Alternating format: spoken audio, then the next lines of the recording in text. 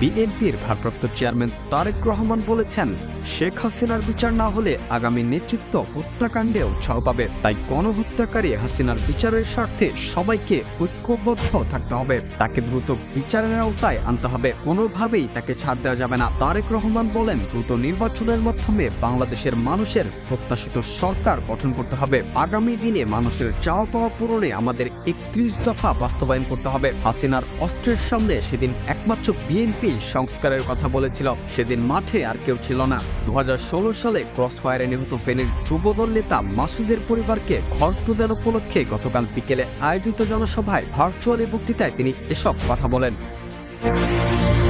ফেনীর সোনাগাজী উপজেলার সাবের পাইলট উচ্চ বিদ্যালয় মাঠে আয়োজিত অনুষ্ঠানে সোনাগাজীর যুবদল নেতা মাসুদের পরিবার ছাড়াও গত আন্দোলন সংগ্রামে নিহত বৃহত্তর নোয়াখালীর প্রায় অর্ধশত পরিবারকে নগদ আর্থিক সহায়তা দেওয়া হয়। তারেক রহমান বলেন, হাজারো মানুষের আত্মত্যাগের বিনিময়ে আমরা দেশকে স্বৈরাচার মুক্ত করতে সক্ষম হয়েছে। তবে গত 16 বছর ধরে যারা হত্যাকাণ্ডের সঙ্গে জড়িত তাদের বিচারের আওতায় আনতে হবে। তিনি বলেন, সংস্কারের নামে কোনো ষড়যন্ত্র হলে তা অশান্তি সৃষ্টি করবে। যত দ্রুত জনগণের সরকার প্রতিষ্ঠা হবে তত দ্রুতই বাংলাদেশ সঠিক পথে হাঁটবে। বর্তমানে আমাদের ভেতর অনেক অনুচর প্রবেশ করে বিভ্রান্তি তৈরির নীল নকশা করছে।